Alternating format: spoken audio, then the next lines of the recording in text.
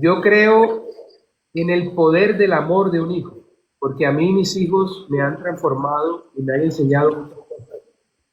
Yo creo en que hay que respetar la vida desde la concepción. Estoy en contra del aborto. Yo creo que la ideología de género es la imposición de una visión artificial y retorcida de la vida humana, porque desestructura la familia, confunde a los niños y termina socavando los principios fundacionales de la sociedad. Y lo peor, se disfraza de inclusión, pero es en realidad una manera de represión. Cuota de género. No, pero es que eso de cuota de género, no, a mí no me pueden obligar a nombrarte en algo porque tú seas mujer, sino que eres inteligente y brillante. Y no tiene nada que ver tu color de piel ni tu sexo con eso. Pues esto no se trata de una lucha de sexo, sino de buscar un equilibrio en donde haya igualdad de acceso a las oportunidades para mujeres y hombres en el ámbito cultural, laboral, social, económico, político. Pero Petro está probado que se ha robado hasta el agua de los floreros y se ha robado hasta el oxígeno, y Petro es un impoluto. Mientras que Uribe, que no tiene un solo proceso por corrupción, es entonces el más malo de todos para ellos. Es imposible discutir con esa gente porque desconocen los hechos y desconocen los números. ¿Eres Y los... católico? Sí, claro, por supuesto. Es religión. Religión. Como dirían las abuelitas, católico, apostólico y romano, que no es lo mismo.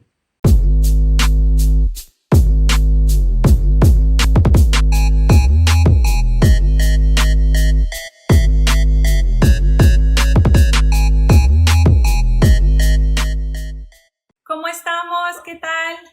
Bien, Juli, encantado. Carol, ¿cómo estás? Encantado de saludarla. Gracias por la invitación. Es un placer Bien, estar aquí. Abelardo, ¿tú qué tal? ¿Cómo estás? Muy bien, gracias. La verdad, a lo que vinimos. Les cuento que estuve viendo unos pronunciamientos de Abelardo muy interesantes, pero quiero empezar con Defensores de la Patria. Vi que escribiste que Petro está dando un golpe de Estado y me gustaría entender esa parte antes de que entremos en los demás temas. Tíratela. Juliana, es evidente que quien ha sido no deja de ser. Todos conocíamos el pasado oscuro de Gustavo Petro y sigue siendo un subversivo. Él y toda la horda de delincuentes que lo acompañan saben que nunca más tendrán el poder por la vía democrática, en consecuencia tratarán de retenerlo por las malas. Ellos saben que si no están en el gobierno, luego de tantos escándalos de corrupción, de tantos exabruptos, de tantos dislates, que les espera es la cárcel o el exilio. Y entonces van a tratar de retener el poder como sea, haciendo lo que la izquierda radical ha hecho históricamente, que es combinando todas las formas de lucha. Entonces por eso incita a la turba a que destruya las ciudades, por eso hace alianzas criminales con narcotraficantes, extraditables, con mineros ilegales, con los bandidos de la primera línea. Es evidente que Petro ha venido poco a poco corriendo la cerca para atornillarse al poder. Y es allí cuando surge la necesidad de un movimiento ciudadano que defienda la democracia, libertad y la institucionalidad. Y es por eso que en julio del año pasado, cuando el régimen de Maduro se robó las elecciones en Venezuela, yo dije, hay que montar algo parecido para adelantarnos y no equivocarnos como los venezolanos, que se empezaron a mover después de 20 años y ya el régimen lleva 25 años atornillado al poder. Entonces, la idea de este movimiento ciudadano es capacitar a todos esos defensores de la patria para que juntos cuidemos la voluntad popular, para que además denunciemos todos los excesos del régimen, no solamente a nivel nacional, sino también a nivel internacional, y para que estemos preparados en caso de que Petro decida definitivamente saltarse la cerca del todo y desconocer la Constitución y el ordenamiento legal. Y lo he dicho y lo sostengo, nosotros tenemos la obligación patriótica de defender a Colombia por la razón o por la fuerza. Ojalá sea por la razón y no nos toque por la fuerza, pero si es por la fuerza, allí vamos a estar porque no hay una virtud republicana más importante, más encomiable que el patriotismo. Y eso es lo que busca precisamente los defensores de la patria, pelear por la libertad, por la democracia, por la institucionalidad y puntualmente evitar que el jefe de la mafia, que es Gustavo Petro, porque él no dirige un gobierno, dirige una banda criminal, como ya se ha podido ver, luego de todos los escándalos y las revelaciones de la corrupción que corroe a ese gobierno y por supuesto a las finanzas públicas. La idea es precisamente evitar que ese bandido se atornille al poder y se quede allí. Y por eso nace Defensores de la Patria. Por cierto, Juliana, Carol, las invito que si no se han inscrito, lo hagan a través de defensoresdelapatria.com. Estamos carnetizando a los miembros, estamos además de eso brindando capacitaciones y entre todos preparándonos para crear un frente común que evite que el bandido del jefe de la mafia, Gustavo Petro, se atornille al poder y se robe nuestro país, como ocurrió con Venezuela, como ha ocurrido con Nicaragua, como Cuba y todos los países en los que ese cáncer del comunismo radical se ha enquistado. Ese es un producto perverso, esa es una ideología manida que no ha funcionado en lo económico, en lo político, en lo social, en lo cultural y además ha dejado 100 millones de muertos. Entonces nosotros no podemos dejar que nuestro país termine de ser desgraciado y robado por esta horda de delincuentes encabezadas por el jefe de la mafia. E insisto, tenemos la obligación patriótica de defender a Colombia por la razón o por la fuerza. Caro, dale tú, porque creo que tienes un temita bien interesante ahí. Pero a ver, ¿se van a inscribir o no en Defensores de la Patria? Y veo que también vamos a recordarle a toda la audiencia. Yo respondo al final si me inscribo, dependiendo de todo lo demás. Defensoresdelapatria.com. Estamos haciendo comités municipales, departamentales, regionales y además de eso estamos haciendo unos comités nacionales. De tal suerte que contar con gente joven, inteligente como ustedes es fundamental porque tenemos una oportunidad única y es defender nuestro país en este momento. Si nosotros no mostramos la casta, si nosotros no hacemos gala de nuestro patriotismo en este momento, que son las horas más oscuras de Colombia, el país se va a perder. Necesitamos tener perfectamente claro que Gustavo Petro no quiere entregar el poder. Por eso a mí me da risa que se han adelantado las campañas presidenciales desde hace un año y medio, porque el que se inventó ese adelanto de la campaña presidencial fue precisamente el bandido de Gustavo Petro. ¿Para qué? Para que todo el mundo se lanzara al ruedo mientras él se atornillaba al poder. Y todo el mundo está hablando de campañas y de presidencia y tal, y no sabemos si vaya a haber elecciones o no, si hay elecciones libres o no, porque él, miren, está entregando el poder en la región. Le ha entregado el control territorial a todas las bandas criminales y terroristas. ¿Para qué? Para asumir al país en un estallido social, en un supuesto estallido social que yo lo llamo estallido terrorista, para decir al final de la ecuación, aquí no hay garantías de seguridad, en consecuencia no puede haber elecciones. Y si ese bandido se queda un día más, luego de que haya vencido el término o el periodo que ordena la Constitución, pues no se va más de ahí. Ya lo hemos visto en todos lados. Petro es un tirano en ciernes, que poco a poco se ha venido quitando la careta, y hay que ser realmente tonto para no percatarse de que esa gente no va a querer irse por las buenas. En consecuencia, tenemos la obligación patriótica de defender, insisto, a Colombia por la razón o por la fuerza. Por la razón o por la fuerza. Claro, dale. Yo coincido contigo, Adelardo, de que tenemos una bandera que nos une y es por lo menos esperar no solamente que hayan elecciones, sino también evitar una posible reelección o una insurrección en ese sentido. Pero cuando tú me hablas de patriotas, yo automáticamente te ubico en el espectro político de la derecha, pero no necesariamente por ser de derecha se defienden ciertas cosas que tanto para Juliana como para mí son importantes, porque junto con Juliana hemos compartido muchos espacios de defensa de la vida desde la concepción, defensa de la familia, también a favor de la niñez, en muchos ámbitos en los que consideramos que podemos compartir, como por ejemplo en contra del reclutamiento infantil, que nosotras creemos que eso no es reclutamiento sino secuestro, en contra de la violencia, bueno, tantas cosas que suceden, pero también la hormonización en niños. Ya estoy hablando de unos temas más ideológicos como tal. Yo quisiera preguntarte, en esto que tú defiendes como patriota, ¿también cabe la defensa de los niños desde la concepción? Total. Es decir, yo sé que esto es una iniciativa específica de cara a 2026, pero quiero conocer tu postura. Déjame darte mi opinión al respecto. Primero quiero decirte que yo tengo 4 hijos. ¿correcto? Lucía, mi hija mayor, de 13 años. Salvador, mi segundo hijo, de 12 años. Filipo, mi tercer hijo, de 9 años en un mes. Y Francesca, de 3 años, 15 días. Yo tengo 4 hijos. Yo creo en el poder del amor de un hijo, porque a mí mis hijos me han transformado y me han enseñado muchas cosas. Yo creo en que hay que respetar la vida desde la concepción.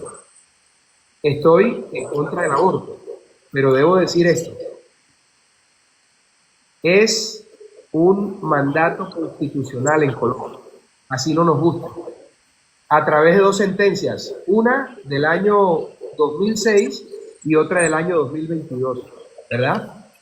Que la del 2022 es abominable porque autoriza abortos en la semana 24 de gestación, cuando la criatura tiene de 5 a 6 meses.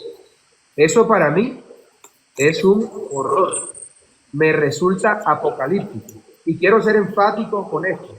No estoy de acuerdo con el aborto, pero hay que acatar la ley porque así está determinado. Oigan lo que les estoy diciendo, porque uno no puede decir que uno es demócrata y que uno es institucional y acatar la ley cuando le sirve o le funciona a uno. No, eso es lo que hay hoy. ¿Por qué? Porque hay 2 sentencias de la Corte Constitucional que hacen tránsito a cosa juzgada. Y eso hoy está amparado por la Constitución. ¿Cómo se puede tumbar eso? Con una acción de nulidad que la veo difícil en esta Corte de hoy, o con una reforma constitucional.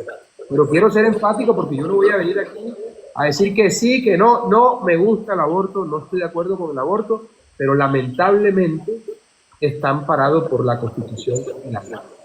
Si nosotros no queremos que eso sea así, pues hay que cambiar la Constitución, ¿de acuerdo? Entonces, eso se presta para malos entendidos. No, ¿qué harías con el aborto? No, no, hoy es una realidad legal que no podemos desconocer. Pero eso no nos obliga a quienes somos pro vida a estar de acuerdo con eso, que es mi caso. Pero quiero hacer especial énfasis en que está amparado por la Constitución y la ley. Ahora, hay leyes injustas también. Hay leyes que son inmorales y a mí me parece que esa es una de esas. Pero hoy el aborto está amparado independientemente de lo que cada uno crea por la Constitución y la ley. A mí no me gusta ni estoy de acuerdo. Bueno, apagué mi micrófono. Digamos ¿He que sido claro? ¿He sido claro? Nos vamos a la siguiente. Es que el punto está duro, el punto está duro. Yo te entiendo, vos, Messi. Soy pro vida, tengo mis hijos, hay un mandato constitucional. A mí me parece que es un mandato constitucional totalmente violatorio de la Constitución, porque es que cuando surge el derecho a la vida en la Constitución y no habrá pena de muerte, si uno revisa las actas de esa Constitución, se está hablando desde la concepción. Entonces, sí me gustaría que entráramos a revisarlo porque Defensores de la Patria es de los más vulnerables también. Has mencionado algo importante, se llama el espíritu de la ley. Sí. El espíritu de la ley es precisamente que hay que respetar la vida, y yo creo al igual que tú que la vida existe desde la concepción. Además lo puedo decir con la siguiente tranquilidad, yo tengo 47 años. Yo nunca he puesto a ninguna mujer a abortar. Así como tampoco he consumido drogas en mi vida. ¿De acuerdo? De acuerdo. Puedo hablar con autoridad de ese tema. Como tampoco me he robado nunca un peso del Estado. Entonces, es muy complicado poner a gente que no tiene la autoridad para hablar de los temas sobre los temas. Está hablando un padre de familia de 4 hijos, que quiere 4 más, que mi mujer no me siga la parranda en este momento con eso es otra cosa, pero yo me muero por tener 4 o 5 pelados más. Porque te voy a decir una cosa, ustedes están muy jóvenes, seguramente no son padres todavía, pero no hay felicidad más grande que un hijo. Si la gente supiera la felicidad tan grande que trae una criatura a la vida, yo estoy seguro que no lo harían. Lo que pasa es que yo lo dije en su momento y eso se volvió viral hace muchos años. Los hijos son como los lujos. Si no los tienes, no los has disfrutado, no hacen falta. Pero una vez los pruebas, no puedes vivir sin ellos. ¿Tú qué opinas, Caro? Para mí no hay nada más bello que mis hijos. Estar con ellos, compartir con ellos, abrazarlos. Y como dice un amigo mío inglés, me dijo un día, me dijo, mira, si un hombre quiere ser feliz toda la vida, en su matrimonio tiene que tener un bebé en la casa, siempre, porque no hay cosa que traiga más felicidad que un bebé. Entonces yo sí puedo hablar con conocimiento de causa y con autoridad de lo que tengo que hablar aquí. Estoy de acuerdo contigo, existe la vida desde la concepción, pero uno también tiene, como te digo, Juliana, puede que no nos gusten las decisiones, pero uno tiene que acatarlas, así no esté de acuerdo con ellas. Yo no estoy de acuerdo con ellas. Pero a mí me gusta mucho. La discusión no puede ser si sí o si no, a menos que sea una objeción de conciencia, que también la echaron para atrás, porque un médico podría decir, yo apelo a mi objeción de conciencia y yo no voy a practicar ese aborto. Pero eso es otro tema. Lo cierto es que hoy el aborto está amparado legal y constitucionalmente. A lo mejor fueron unas minorías las que nos impusieron esa decisión. Debemos tratar en el futuro las mayorías de revertirla y hay varios caminos. Uno de esos es la acción de nulidad y otro una reforma constitucional.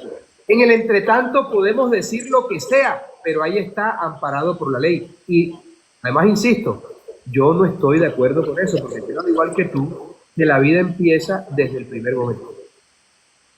Ok.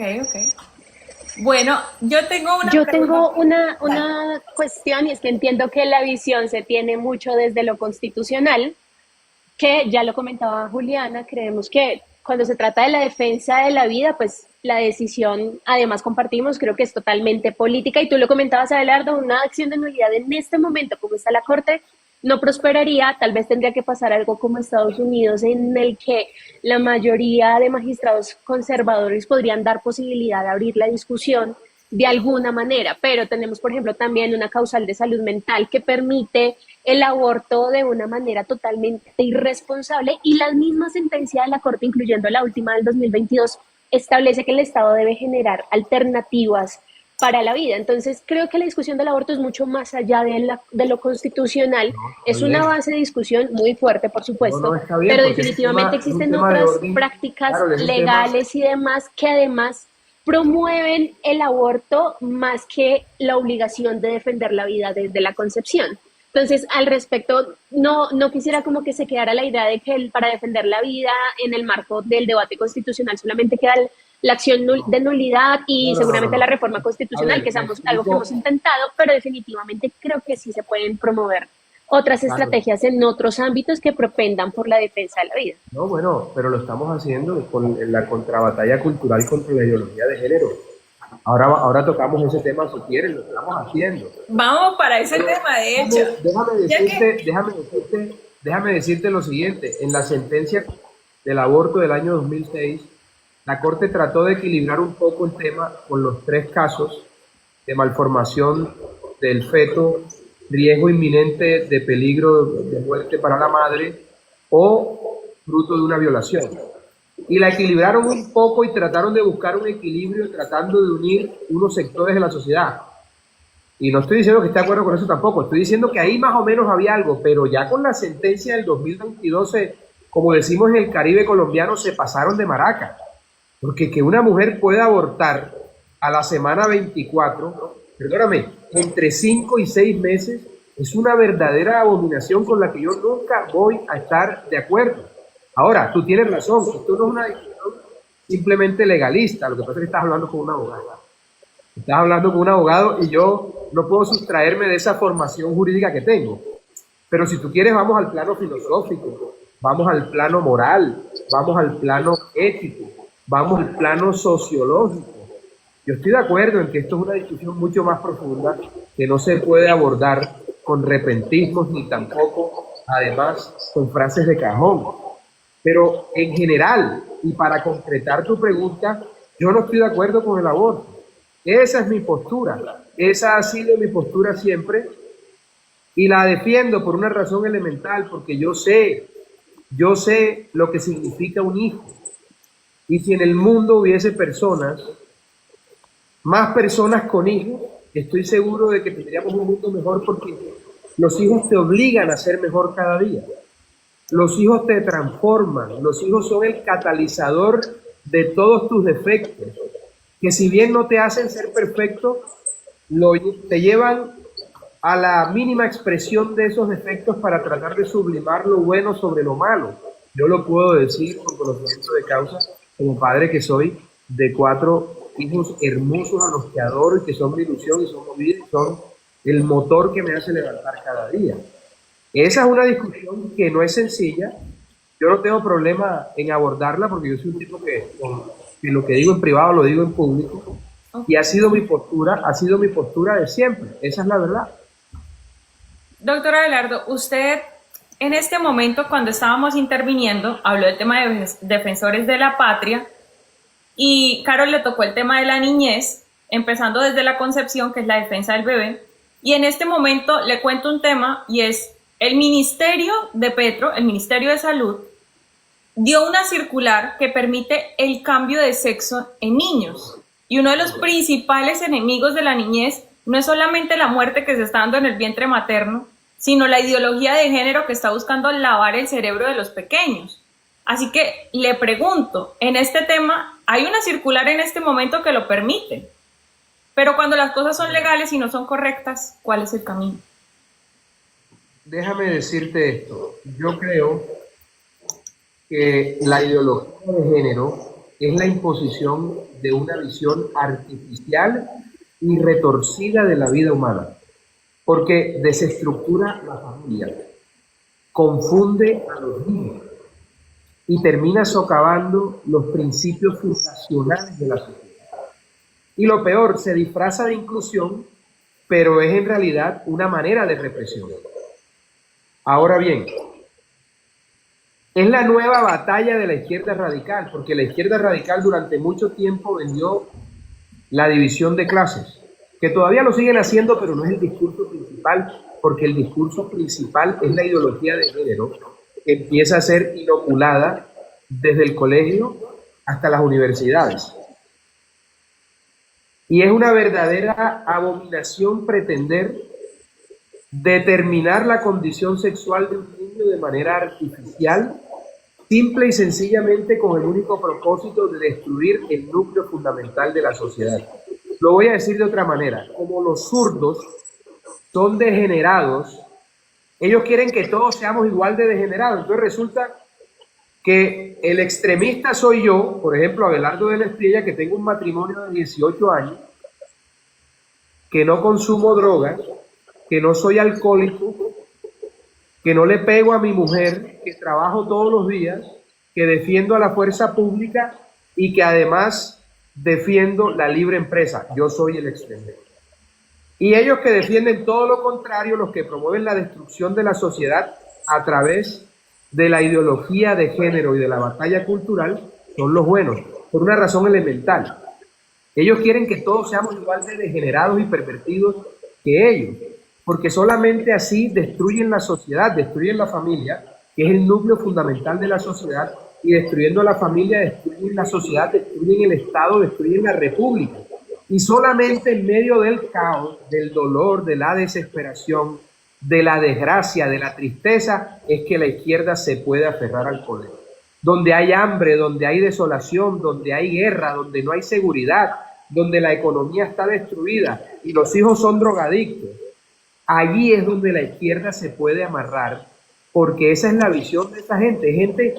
Mira, la izquierda es gente enferma, la izquierda radical está llena de gente enferma porque ellos desconocen los hechos, ellos desconocen los números, ni siquiera les gustan las matemáticas.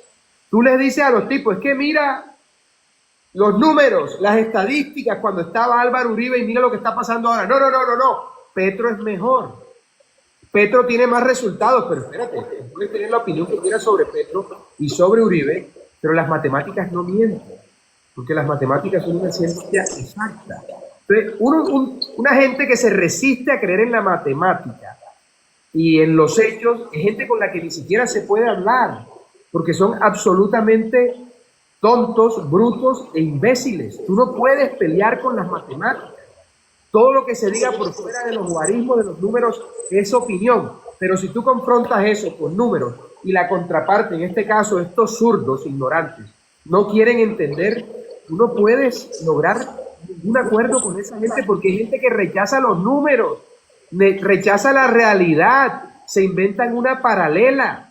Entonces, ¿qué haces tú ahí con esa gente? Entonces, en la medida en que ellos puedan incorporar en ese mundo artificial, retorcido, degradado de la izquierda radical al resto de la sociedad, ellos tienen más posibilidades de aferrarse al poder y de robarse todo, como está haciendo Petro. Se están robando hasta el oxígeno, se han bebido hasta el agua de los floreros, han acabado con todo. El hueco fiscal que tiene Colombia hoy es impagable, porque esos tipos llegaron a robar, pero necesitan destruir a la familia, que es el núcleo fundamental de la sociedad, y para eso, Juliana, hacen cosas como la que tú acabas de mencionar a través del ministerio. ¿Qué esperábamos que ocurriera con Petro?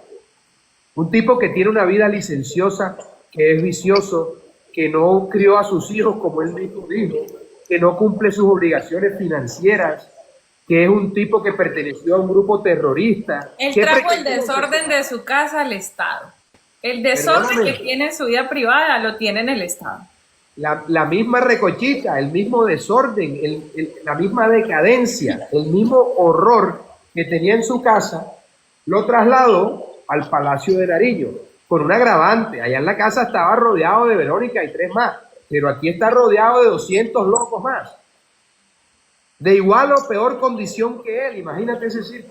Él Entonces, sí es capaz de traer a alguien peor que él. Eso me ha sorprendido. Juliana, mira, yo la felicito por esas preguntas, porque es que uno no debe tener miedo a defender sus posturas. Y yo prefiero ser odiado por lo que soy que querido por lo que no soy. Ok, la honestidad es algo y es que además se subestima mucho. Óyeme, la honestidad intelectual, total, es la más jodida. La honestidad intelectual, que es la más jodida.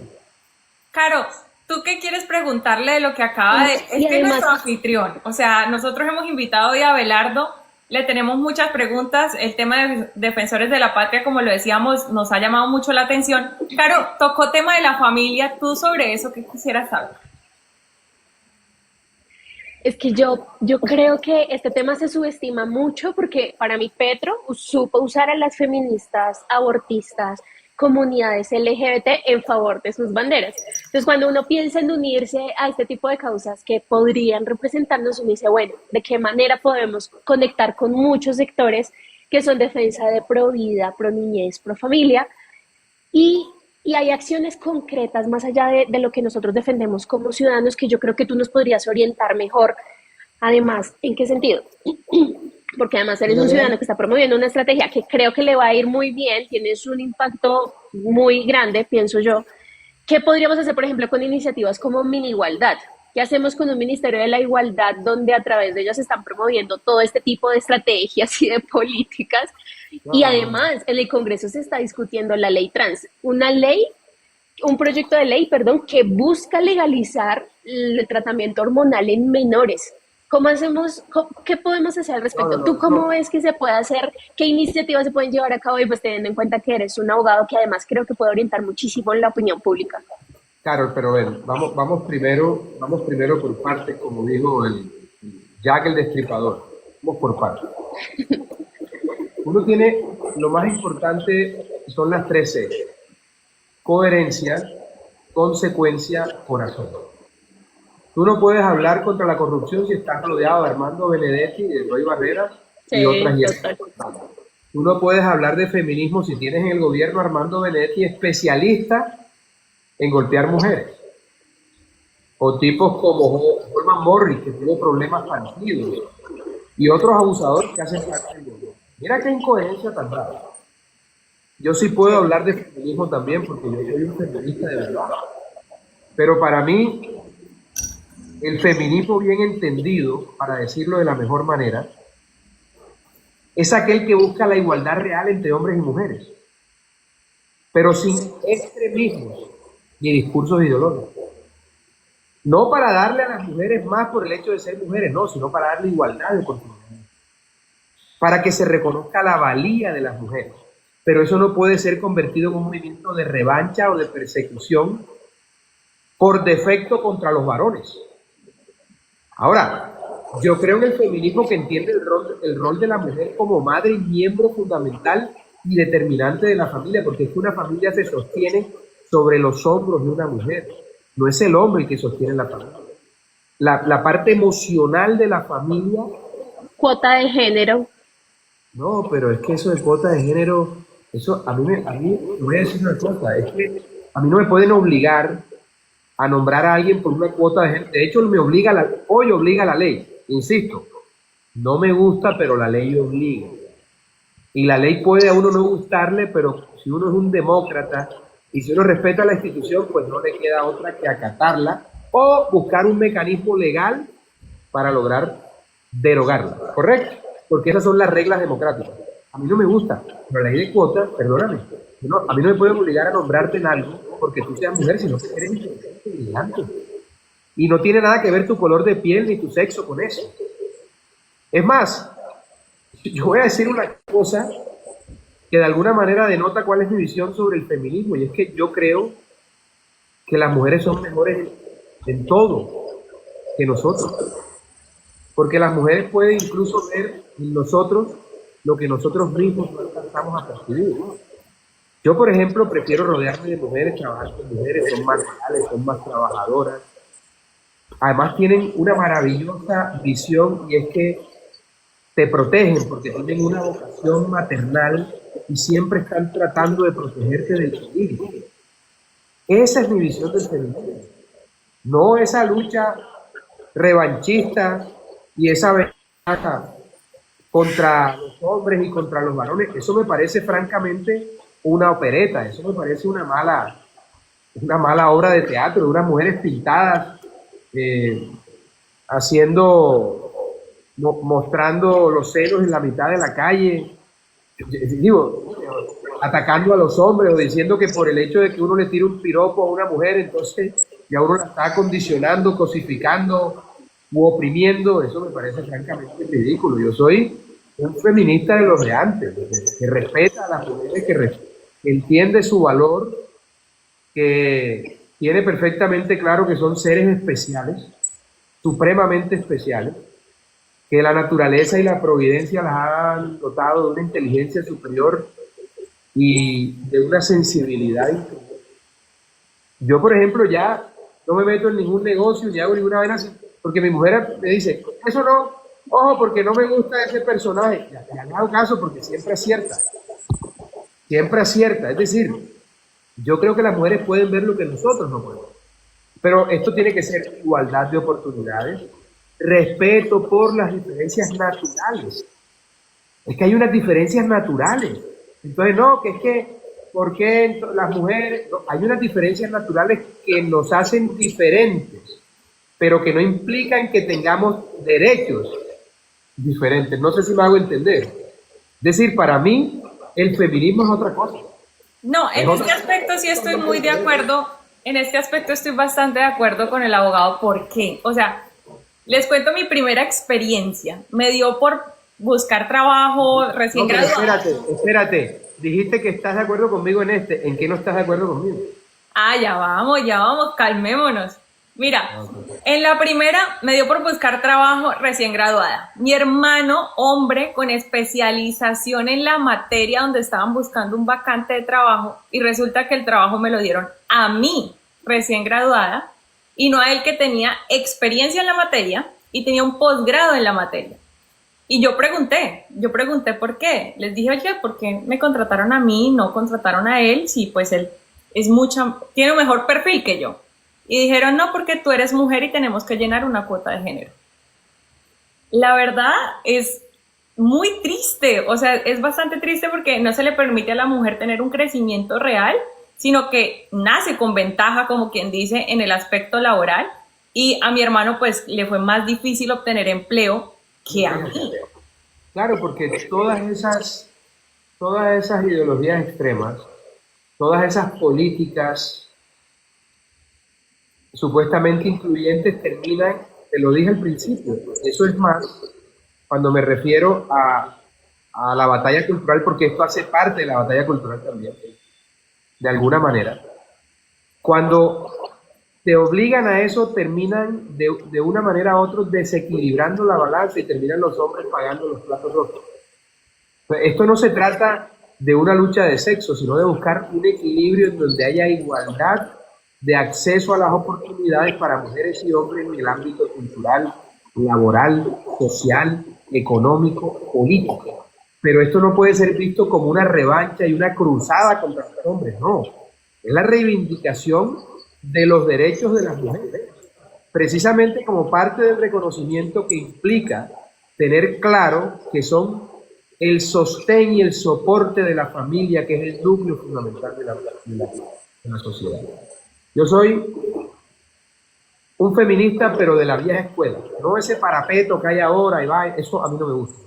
A mí me gusta, yo soy el feminista que abre la puerta, que dice sin miedo un piropo, pero no por ofender a la mujer, sino por reconocer su belleza. Que cuando veo la inteligencia en la mujer, como dijo el filósofo Ricardo Mono, ese probablemente sea uno de los mejores afrodisíacos, la inteligencia en una mujer, es una maravilla, una belleza, porque además suele ser más agudo, suele ser más natural, y es simple y sencillamente fascinante. Entonces, todas esas nuevas visiones sobre ese feminismo radical que promueven ahora, simple y sencillamente no van conmigo, porque yo soy de la escuela de antes, del respeto por la mujer, de reconocer su valía. De hecho, nosotras te invitamos incluso, Abelardo, en todas las áreas de la sociedad y de la vida en general. Dídatela, Caro. creo que compartimos muchas cosas y, ¿sabes? Creo que de nuestra parte te invitamos a algo que nosotras creemos, y es que no se necesita ser feminista para defender los derechos de la mujer.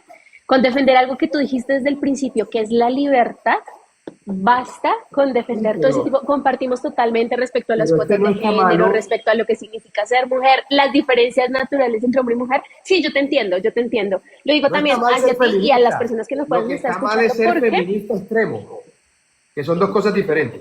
Está bien ser feminista, pero yo incluso creo extremo, que ser feminista te termina jalando a lo que hoy conocemos como un feminismo extremo. Yo reivindicaría que seamos hombres y mujeres en defensa de la igualdad. Claro, lo que pasa es que ustedes están muy jovencitas, ya yo voy para 47 años. Entonces a ustedes les ha tocado todo este nuevo mundo de todas esas corrientes, pero en mi época, cuando yo era un pelado, todos éramos muy feministas, pero respetábamos a las mujeres. Es decir, es el verdadero... Pero mira que, de hecho, tú tienes toda la razón. Hay cada vez más jóvenes que disienten cada vez más de etiquetas como esas, entonces yo no echaría en saco roto, porque de hecho son lo que tú dices, tienes toda la razón. Cada vez más los jóvenes están viviendo esas incoherencias de todas estas ideologías y optan por definitivamente decir que pereza todas esas etiquetas, defendamos lo que es la libertad, los derechos, que nos deben trabajar, bueno, un montón de cosas que creo que podríamos tener. Bueno, te lo digo entonces de otra manera. Me parece que las mujeres son unos seres dotados por la providencia y por la naturaleza de una inteligencia superior, y que son seres absolutamente mágicos, maravillosos, únicos e irrepetibles. Gracias. Eso es lo que creo. O sea, una inteligencia distinta. Yo digo que los gracias. somos muy bacanos, pero una inteligencia distinta. Inteligente, yo creo, pero bueno, ese es otro tema. Oye, Abelardo, ¿sabes que en los comentarios del live varias personas han estado escribiendo abogado inmoral? Y yo creo que sé por qué, así que te la voy a tirar. Resulta que estuve viendo tus intervenciones del pasado. Vos estás ahorita como defensor de la patria, la libertad y tal, pero vi una intervención tuya en el Congreso. Espérate. Vamos por partes. Todo el que dice eso es porque no me conoce en realidad. Yo lo que quiero y te quiero pedir es que tú, como hemos venido haciendo, me preguntes punto por punto para aclarar cualquier tema. Pero no nos dejemos impulsar por los epítetos y por las groserías de la gente que hoy está en este live. Ahí la mayoría de la gente ha sido muy querida. Simple y sencillamente, yo quiero que tú me preguntes, si a bien lo tienes, por cada tema, pero no impulsado por las groserías de la gente, porque creo que estamos ya en otro cuento completamente diferente. Por favor. Yo creo que realmente más que una grosería puede ser un malentendido. No Yo está vi una bien, pero intervención tuya en la cual pero tú ven, hablabas Juli, sobre justicia y moral. te pido, sobre justicia y moral, déjame decirte lo siguiente. Dale. Déjame decirte lo siguiente. La justicia, el derecho, tuvo mucho que ver con la moral en el pasado, porque la moral era fuente de derecho. En otras palabras, era lo que creía el juez, lo que determinaba el juicio sobre el procesado. El derecho da un paso interesante al separar la justicia de la moral. Porque ¿qué es la moral? Un comportamiento interno, es un código ético interno. Ahora, no vamos a hablar de moral pública porque entonces vamos a entrar en otra película que duraríamos 3 horas hablando sobre eso. Lo que dije yo es que puede haber cosas que son sancionables desde el punto de vista moral, como las que hemos hablado nosotros. Por ejemplo, a mí yo no estoy de acuerdo desde el punto de vista moral con el aborto. Estoy con ustedes en eso. No estoy de acuerdo con eso. Me parece que de acuerdo a mi código moral y ético no es admisible, pero es legal, porque así lo determinó la más alta corporación de los constitucionales. Que a nosotros no nos guste, que no estemos de acuerdo, es otra cosa completamente diferente. Entonces, como demócratas que somos, tenemos que tratar de tumbar esa decisión por los canales institucionales que nos da la Constitución y la ley. Eso fue exactamente lo que dije en su momento, pero eso lo sabe cualquier abogado. Lo que pasa es que esa no es una discusión fácil de abordar, porque imagínate si a nosotros nos critican los abogados por defender a una persona o a otra, cuando eso es lo que dice la Constitución y los tratados. Imagínate en una discusión de esta que la gente no tiene la formación, porque esto es un tema de filosofía del derecho. En realidad, la moral está separada del derecho. Que nosotros quisiéramos, no, pero a ver, eso no me lo inventé yo, Julia. Tengo el defecto de ser muy expresiva, o sea... Pero es que eso no es invento mío, Pero la realidad es esa, que una cosa, lo voy a explicar de otra manera para que la gente que lo ve lo entienda.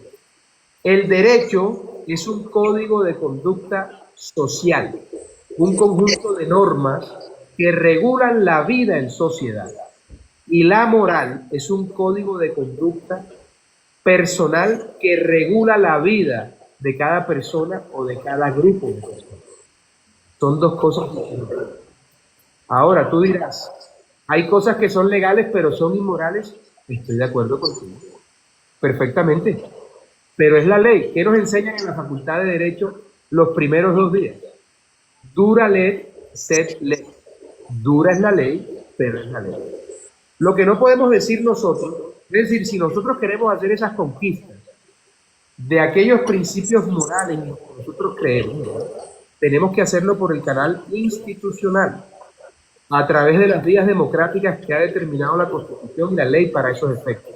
Entonces, por ejemplo, si a nosotros no nos gusta lo que está pasando con el aborto, tenemos que ir a la Corte Constitucional, tenemos que promover una reforma constitucional, ya sea de iniciativa pública, que no en este caso, porque el gobierno de Petro no va a hacer eso nunca. Me hago entender.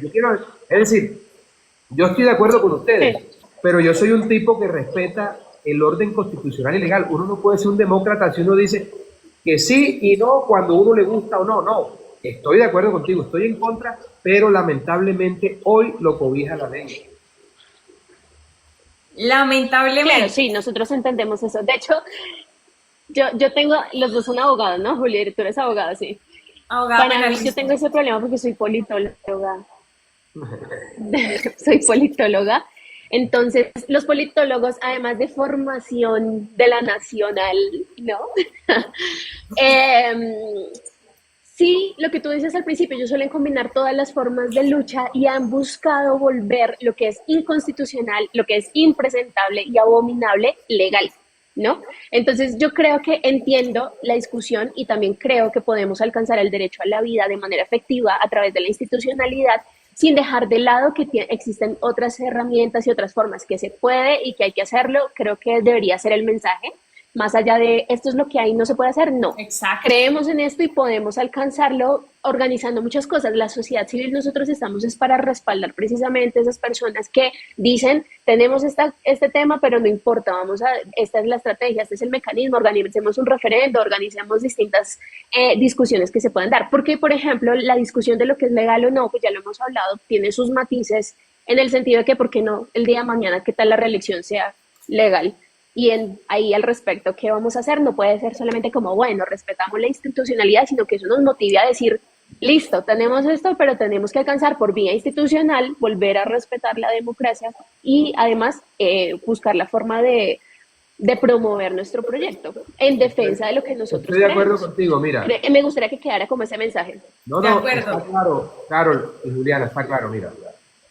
Uno tiene que ser lo suficientemente inteligente como para entender qué le ha funcionado al enemigo y qué se puede aplicar. Estos zurdos Sí. psicópatas han implementado todas las formas de lucha a lo largo de la historia. Nosotros tenemos que hacer lo propio. La vía legal, ¿de acuerdo? La presión popular. Debemos hacer la contra batalla cultural en los colegios, en la universidad. Estoy de acuerdo con ustedes, por supuesto. Es la combinación de todas las formas de lucha, pero con una finalidad loable, con una intención buena y no proterva, degenerada o diabólica, como la que todo el tiempo estos zurdos están implementando para destruir la familia, para destruir la sociedad y por tanto destruir a la república. Yo sí quisiera en este punto, si se escucha así, yo sí quisiera en este punto, me preguntaste en qué no estamos de acuerdo hace un momento. A mí me gustan tus intervenciones, te confieso que estuve revisando varias, me gusta tu postura como de autoridad, sobre todo por el momento en el que está pasando el país, pero me preocupa mucho tus intervenciones en el aspecto de que estás separando la moral. Sé que tienes un pensamiento jurídico bastante claro, pero no entiendo, soy católica, creo en la doctrina social de la Iglesia, no concibo una sociedad sin que la moral sea la que marque el rumbo, porque lo correcto y lo incorrecto no puede ser solamente un tipo legal. Si tenemos una sociedad del desorden, ¿qué leyes vamos a tener? Las que son contrarias a lo correcto. Y en ese aspecto te pregunto, o sea, me gustaría más saber tu postura en estos aspectos. Déjame aterrizarte entonces la idea porque veo que no quedó claro.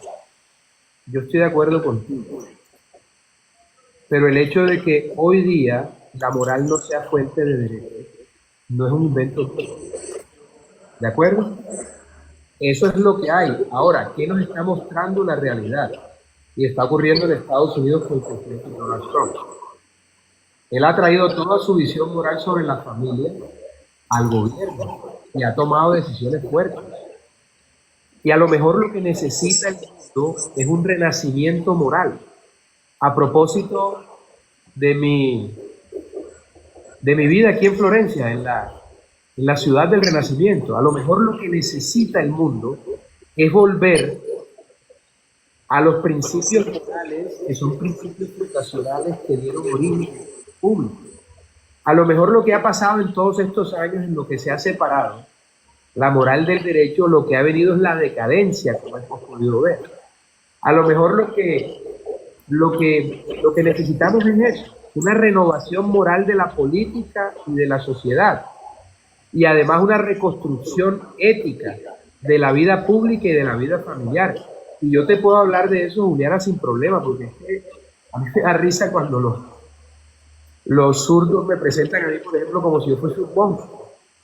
Pues yo soy el clásico tipo que lleva a sus hijos al colegio, que no está con su mujer, que sigue enamorado de su mujer, que no se roba un peso en ningún negocio, que hace las cosas como son, que no le gusta que no importa se pase un semáforo porque hay que respetar el semáforo, la fila.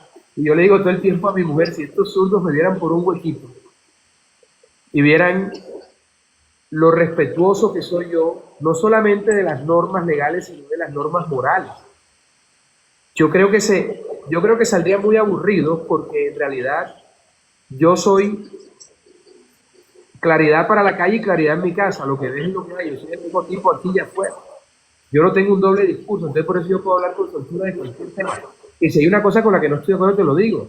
Y si hay una cosa que he pensado diferente, pues te la digo, como hay cosas que he pensado diferente en el pasado, por ejemplo. Mira, me han acusado, por ejemplo, los zurdos, que yo voté el plebiscito y escribí 20 artículos diciendo que era un bodrio. Salí con el presidente Uribe a apoyar el no. Y todavía hay gente que dice que yo voté sí. ¿Cómo hago yo para probar si ya lo he hecho y no quieren creer en eso? Número uno. Número dos, con la reciente campaña de Netflix todavía me dicen, te derrotamos, y fue una campaña publicitaria y ya salió la noticia. Es decir, con esa gente no hay forma porque son brutos de verdad. O sea, los petristas son brutos de verdad, verdad. Esa gente está perdida del todo, no hay cómo. Ahora, hay cosas en el pasado que yo pensé que el tiempo me hizo rectificar. No fue el proceso de paz. Yo dije en su momento, si estos tipos reparan, si estos tipos cuentan la verdad y se comprometen a no repetir, cosa que no han hecho porque ahí están armadas las disidencias que ellos patrocinaron eso, no han reparado a las víctimas y no han pagado un solo día de cárcel, pues que vayan al Congreso si quieren, pero con sus votos. Entonces salieron a decir, no, yo voté no. Pero además revisen mis votos a lo largo de la historia. Yo voté la primera vez en el año 98, cuando tenía 20 años, y la primera vez que voté por Andrés Pastrana. La segunda vez que voté por el presidente Álvaro Uribe, y la tercera vez por Álvaro Uribe. La cuarta vez, con Santos, con ojo de penalista, dije, este tipo es una rata. Este tipo es un ser maligno, se le ve. Yo no voy a votar por ese bandido. Y yo no voté nunca por Santos. Yo la primera vez voté por Noemí Sanín, que es mi amiga, y dije, voy a votar por Noemí, que no tiene posibilidades, pero no voy a votar por Santos ni por Antanas Mocos. Y en la segunda vuelta voté en blanco, porque no podía votar o por Santos o por Antanas Mocos, que era una estafa. Promotor de todo este cuento de la ideología de género, promotor del feminismo ese chimbo de ahora, promotor de todas estas locuras que llevan al mundo a una situación de decadencia como la que vive. Y después voté por Duque, por supuesto que voté por Duque, pero nunca voté por nadie de izquierda, nunca voté por un zurdo en ninguna corporación. Siempre he sido un tipo coherente con mi forma de pensar, porque además yo no acepto que me digan de extrema derecha. No, yo soy un tipo de extrema coherencia, que defiende a la familia como núcleo fundamental de la sociedad, que defiende la libre empresa, la seguridad, el castigo a quienes violan la ley y la economía libre de mercado.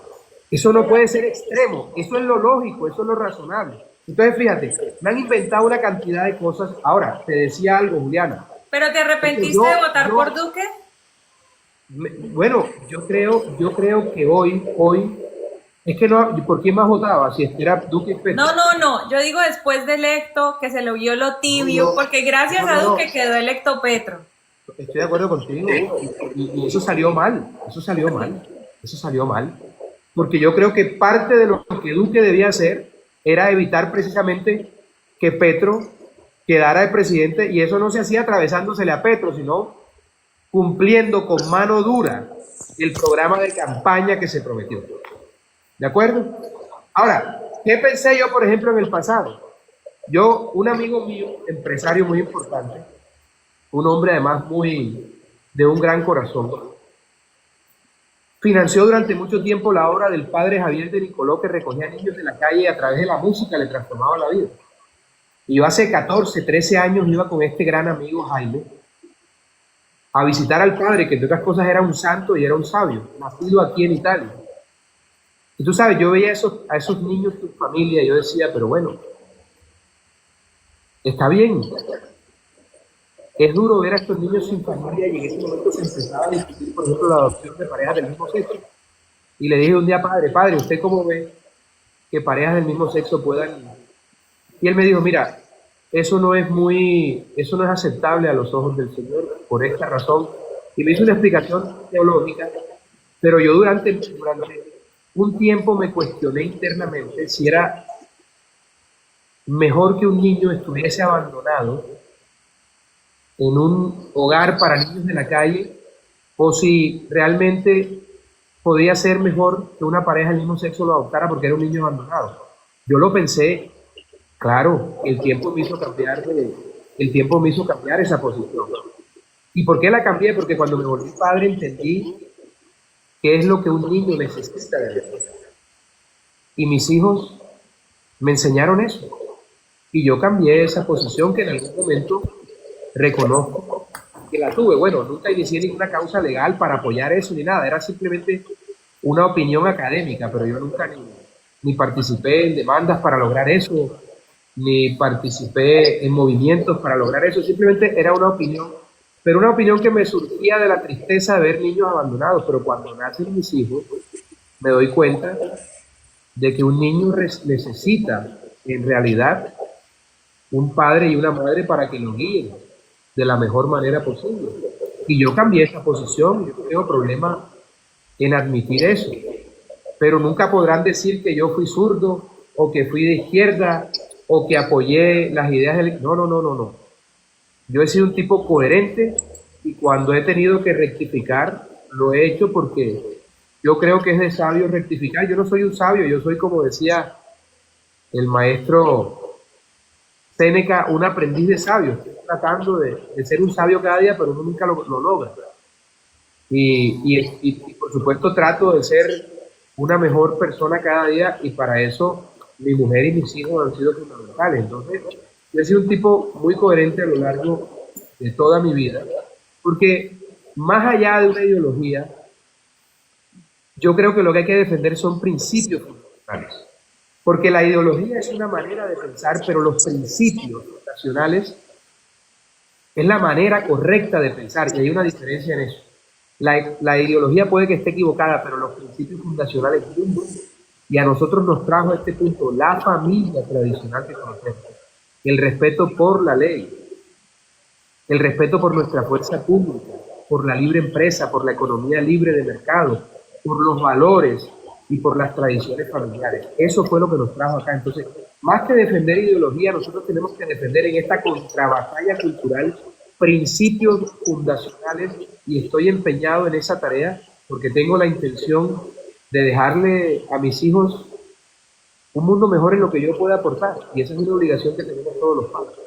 Bueno, bien lo dijo el Papa León, la familia es la unión estable entre un hombre y una mujer. Caro, vos, vamos a entrar ya al final porque como quien dice, se nos fue el tiempo, entonces vamos, pregunta rápida. Una pregunta, chicas, esto está grabado porque ha quedado, me gusta lo que se ha dicho aquí, ¿esto está grabado? Sí, claro que sí. Ah, pues qué maravilla, porque luego lo podemos mover en mis otras redes y sé que le va a gustar mucho a mis seguidores porque mira qué lindo poder encontrar este tipo de conversaciones inteligentes, profundas, que además creo que viniendo de mujeres tan jóvenes como ustedes, es un halo de esperanza en medio de tanta decadencia, ¿sabes por qué? Porque la juventud hoy día se ha dejado contaminar de toda esa batalla cultural, de toda esa ideología de género. Y es difícil encontrar hoy jóvenes como ustedes que defienden sus principios, sus valores, y que no les da pena decir que creen en Dios, que no están de acuerdo con el aborto, con el matrimonio igualitario, y a mí me parece eso muy loable y muy respetable, porque estamos en una democracia y tenemos derecho a pensar también de esa manera. Dale, Caro, pregunta tú. Gracias, Abelardo. Última pregunta de mi parte, o vamos viendo cómo se va dando la dinámica. Yo creo que ya sé cuál es la respuesta, pero ¿mujeres trans son mujeres? No. Tú solamente puedes decir, un hombre, por más que quiera hacer otra cosa, tiene que ir al urólogo. Y la mujer al ginecólogo. Hay dos sexos, masculino y femenino. Bien. Juli. Ahora, Pregunta. les quiero decir una cosa, para que quede claro también. Yo no soy homofóbico. Cada quien que haga de su vida lo que considere, siempre y cuando eso no le cueste plata al Estado y siempre y cuando no metan a los niños en esa ecuación. ¿De acuerdo? Totalmente. Ahora, además de que yo soy de la idea de que si un hombre puede decir que es mujer, entonces definitivamente los derechos de las mujeres ya no tendrían sentido. Yo mañana me puedo autopercibir como Brad Pitt. Según esa lógica. Mira, Así es. mira si serán irracionales estos zurdos, sarnosos, que por ejemplo, a mí me atacan porque en climas templados o calientes no uso la media larga, sino la media cortita, que se ve. Miren ese costeño y tal, pero a ellos les parece bien que un hombre se crea un perrito o una mujer se crea un hombre. Mira la incoherencia tan brava, pero les molesta que de la estrella no use medias largas en el Caribe. Mira qué locura, para que tú veas, acusan al presidente Uribe de cualquier cantidad de infamias. Pero Petro está probado que se ha robado hasta el agua de los floreros y se ha robado hasta el oxígeno, y Petro es un impoluto.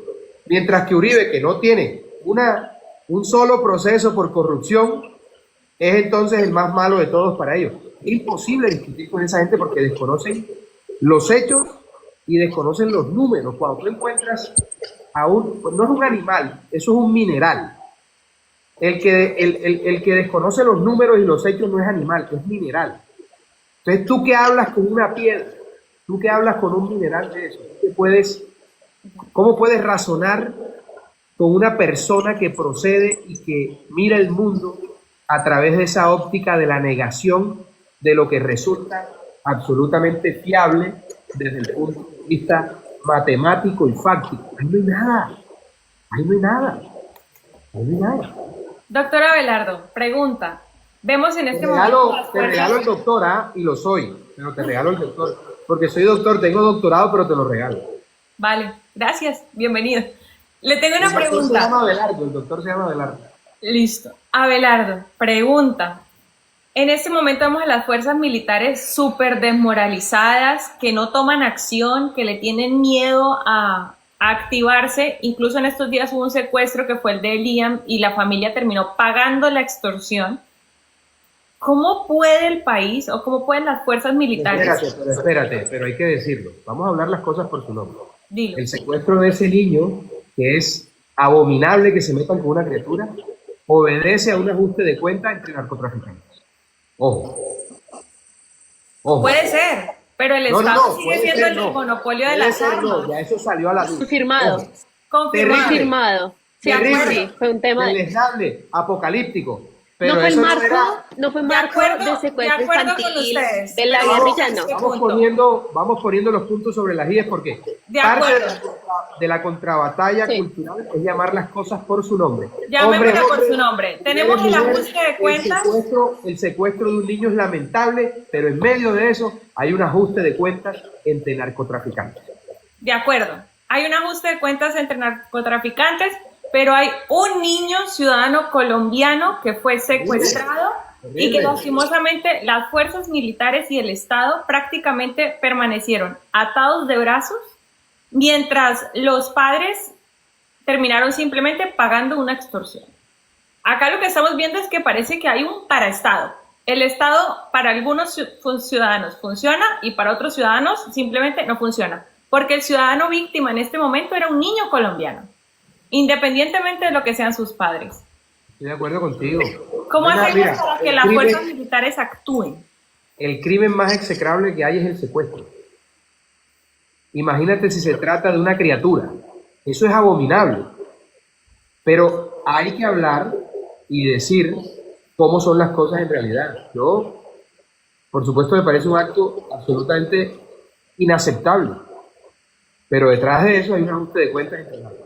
Y eso las autoridades lo tienen que tener en cuenta y tomar cartas y oraciones. ¿De acuerdo? De acuerdo. Que no actúe la fuerza pública. Bueno, imagínate cuando el comandante en jefe, que es el presidente de la República, bloquea las posibilidades de que la fuerza pública actúe, cuando los desmoraliza, les quita poder, les quita presupuesto y empieza a empoderar a los terroristas y a los ilegales.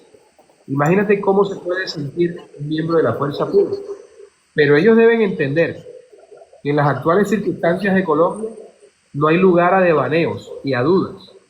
Si el jefe de la mafia incendia el país, ellos tienen que ponerse del lado de la Constitución. Me preguntaron esto, y es si usted estuviese interesado en ser candidato presidencial? O sea, es una de las preguntas que aparece en el chat. Juli, mira, es que no podemos caer en la trampa del jefe de la mafia. Gustavo Petro adelantó las elecciones para que todo el mundo hable de eso. Yo creo que lo importante ahora es hablar y trabajar para que ese bandido no se atornille en el poder. Ya después veremos qué depara el destino y qué determina Dios, porque al final del día hay un plan divino y ese plan divino ocurrirá independientemente de lo que cada uno de nosotros quiera que ocurra. Entonces, yo soy un tipo estoico. Yo enfrento la vida con ardentía, con valor, con autoridad. No me detengo por lo que pasa alrededor y sigo hacia adelante. Y mi objetivo en este momento, al margen de la distracción que promovió el jefe de la mafia, Gustavo Petro, que es una campaña política adelantada, mi preocupación es que haya elecciones libres en el 26 y que Petro se vaya el 7 de agosto del 26 a las 3 de la tarde. Y no se invente una trapisonda en los próximos meses para atornillarse al poder. Eso es lo que tenemos que estar peleando ahora. Eso es lo que tenemos que estar hablando ahora. No caer en el juego de campañas anticipadas. Falta un año para las elecciones. Okay. Un año en política es una eternidad. Vamos a concentrarnos en lo fundamental, en lo sustantivo, en lo importante, en lo trascendental. Ciertamente, es que haya elecciones libres, democráticas y justas en el año 2026 y que este bandido, el jefe de la mafia, que se ha instalado en el poder, rodeado de toda suerte de bandidos, delincuentes, degenerados y gente despreciable, no se atornille al poder. Eso es lo realmente importante en este momento. Y para eso tenemos que hacer gala de todo nuestro patriotismo y pedirle a la providencia todos los días que nos dé sabiduría, fortaleza y discernimiento para sobrellevar estos tiempos oscuros a los que está sometida nuestra hermosa patria. Caro. Bueno, Belardo, yo por mi parte me despido y debo decir que me impresiona el apoyo que tienes, me impresiona muchísimo el apoyo que tienes con tu iniciativa y en sí muchas de las propuestas que manejas.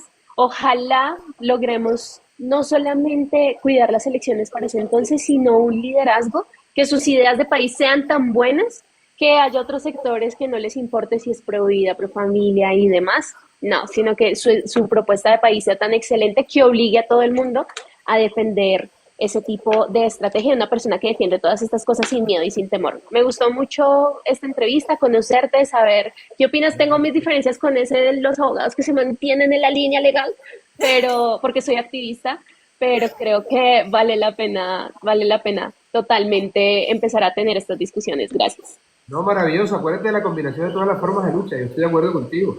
Hay que hacer la parte legal y toda la parte social y además de eso de presión popular que me parece fundamental y la contrarreforma, la batalla contra esa ideología de género tan nociva y tan destructiva. Eso hay que hacerlo y los felicito de verdad porque ustedes han sido las abanderadas de esa causa, de los principios fundacionales, esa causa que debemos defender todos los patriotas para recuperar el orden, para recuperar la seguridad, pero sobre todo para recuperar la moralidad.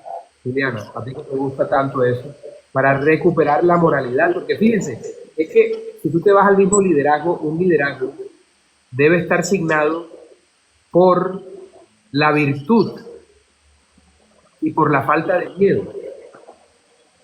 Ese es un liderazgo en el que hay que pensar. ¿Para qué? Para hacer las transformaciones que requiere Colombia. Pero eso no es tema de ahora, ese es tema de unos meses en adelante, porque el tema ahora es salvar a Colombia, y para eso les pido por favor a todas las personas que nos están viendo que se inscriban en defensordelapatria.com o en misión2026.com y recuerden siempre, por Colombia todo, nada sin ella, y a Colombia tenemos que defenderla por la razón o por la fuerza. Por la razón o por la fuerza. ¿Se me vale una última pregunta? Por supuesto, hasta 3. Es que lo escuché hablando sobre la providencia y yo pensaba que usted... Bueno, esa fue una de las cosas lindas que me ocurrió en mi vida.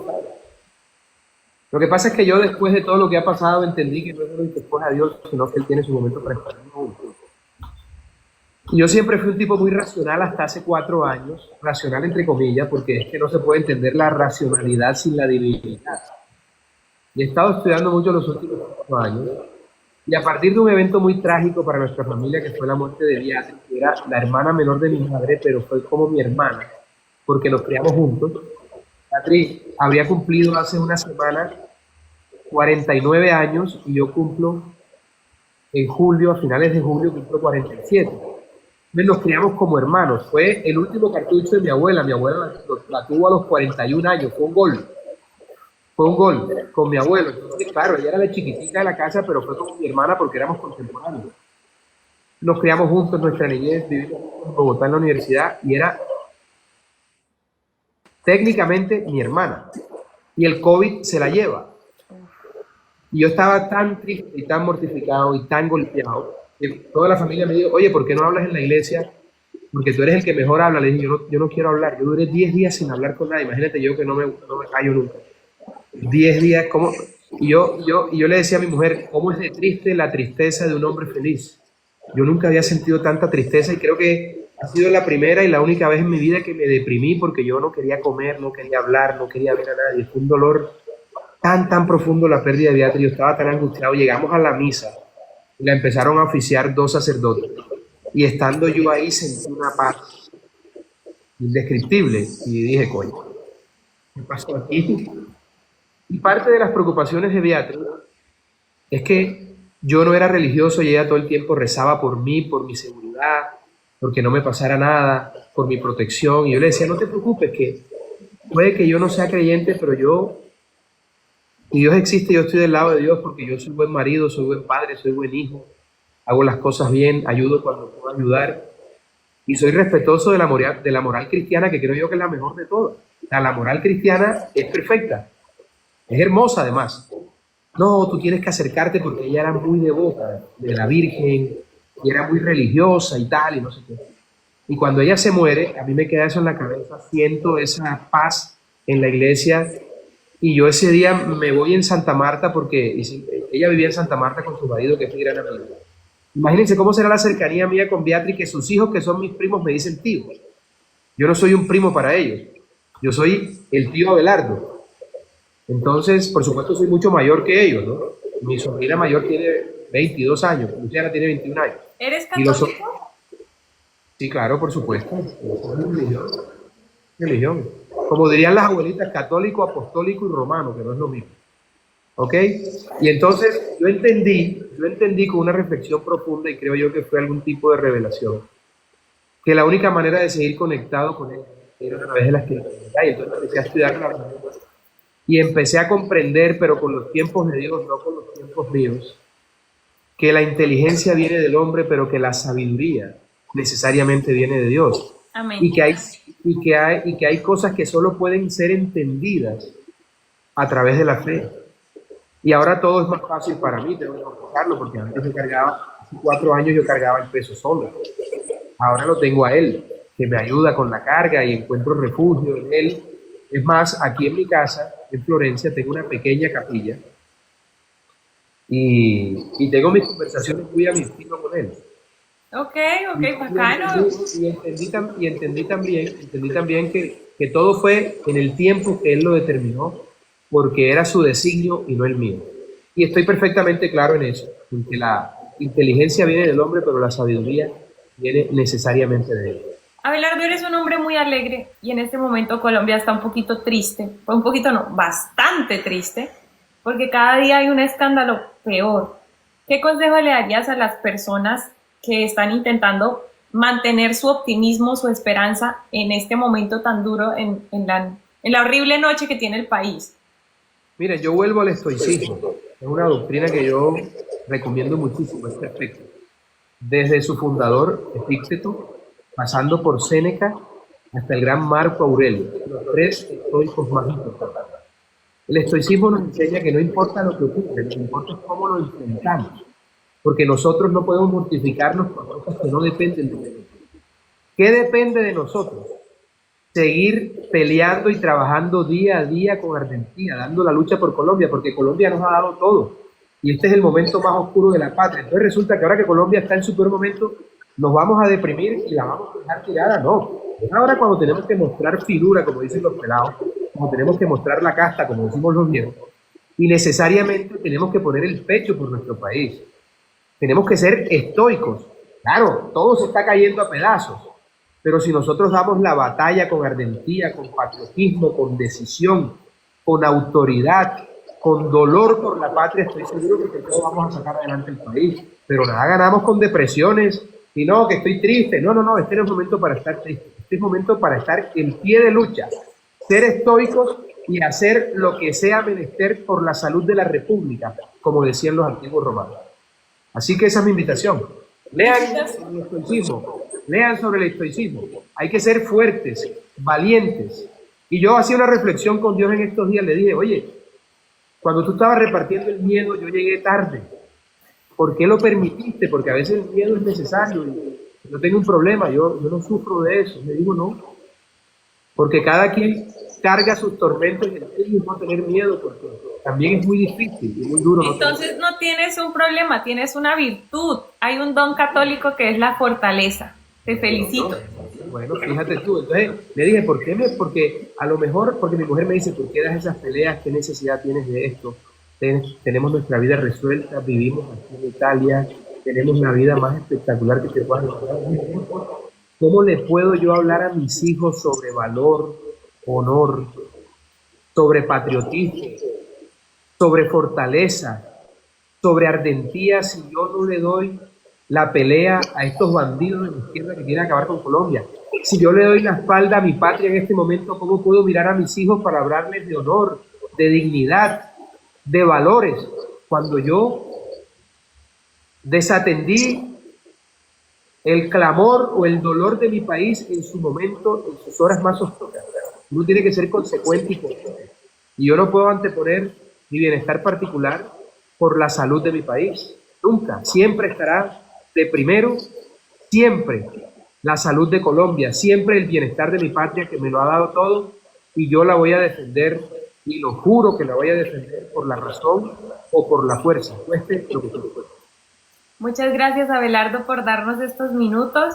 Yo quisiera de todas maneras recomendarte un libro que se llama Rerum Novarum, es una encíclica de doctrina social, creo que lo puedes disfrutar. Y mira, el Papa, ¿viste la mención que hizo el Papa León, ¿no? Al respecto? Sí, lo toma del Papa León XIII. Claro, cómo ha retomado todo eso, y eso nos da una línea de pensamiento de este Papa que gracias a Dios es conservador.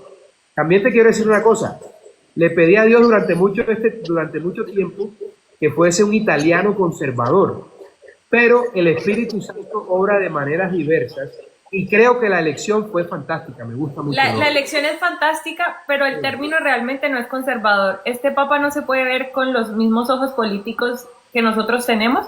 Él lo que es un hombre de doctrina social de la Iglesia muy clara. Pero cuando yo me refiero a conservador, no me refiero a ideología, me refiero a la doctrina social de la Iglesia, que es el conservadurismo dentro de la Iglesia católica. Sí, sí, total. De acuerdo. ¿Qué dices, Caro? Ya estamos cerrando. No, muchas gracias, Abelardo, de verdad, por responder estas preguntas. Sabes que me gusta algo que mencionaban en los comentarios, la sinceridad. Preguntarte cosas que son polémicas para algunos, pero que los respondas de frente, me gusta bastante, realmente. Que no haya problema en defender lo que tú defiendes, sin importar, bueno, un montón de gente que no tiene ni idea dónde está parada, pero me gusta muchísimo que lo defiendas. ¿Por qué lo decimos? Porque con Juliana vimos una entrevista de una persona que le daba y le daba vueltas para decir lo que defendía. Entonces, de verdad, súper bien, 10 de 10. Como que le daba miedo. Sí, claro, mirar cómo ser políticamente correcta. Sabes que mis hijos me han dicho, Lucía me dijo, papá, en el colegio, aquí en Florencia, que es un colegio internacional, hay gente de todos lados y tal, hay un baño para otras personas que se perciben, y eso no me gusta. Le dije, Lucía, mejor. No, papá, porque no va a haber problema nunca, tienes que acostumbrarte a defender tus posturas hacia la gente que no le guste, pero tienes que decir lo que piensas, porque la verdadera honestidad consiste en decir lo que uno piensa así no le gusta a los demás. Yo no tengo problema en decir lo que pienso porque yo estoy convencido de lo que pienso. Y solamente cuando tú eres doctrinario, cuando tienes claros los principios, solamente así los puedes defender de la forma correcta, de la forma adecuada. Cuando tú ves devaneo y cosas, es porque la gente no cree de verdad en eso. Pero alguien que cree en esos principios fundacionales los va a defender a capa y espada, incluso en escenarios que le sean adversos. Porque esa es la verdadera coherencia que lleva a la consecuencia. Y por supuesto tú le pones corazón, las 3C: coherencia, consecuencia y corazón. A mí me gustaría mucho, yo sé que no es el tema, pero que piense en ser candidato, de todas maneras. Vamos Gente que lo está pidiendo, por lo que me estoy dando cuenta. Vamos a esperar. Miren, yo no tengo ningún interés diferente en ayudarle a mi país. Yo no tengo ningún interés diferente en que Colombia sea próspera, segura, y que todos los colombianos nos podamos sentir orgullosos del presidente Álvaro Uribe, que según los números, las estadísticas, los guarismos, ha sido el gobierno más exitoso de la historia de Colombia. Entonces, yo sueño con que mi país vuelva a renacer, y para eso se requiere una reconstrucción nacional. Pero eso no se hace con devaneos, eso no se hace con dudas, eso se hace con decisión, con autoridad y haciendo un acuerdo sobre lo fundamental, que son precisamente esos principios fundacionales que son la piedra angular de nuestra república. De acuerdo. Bueno, muchachos, Dios los bendiga. Esto fue todo. Les agradecemos a todos. Nos vemos después en otro live y que estén muy bien. Un abrazo. Muchas gracias.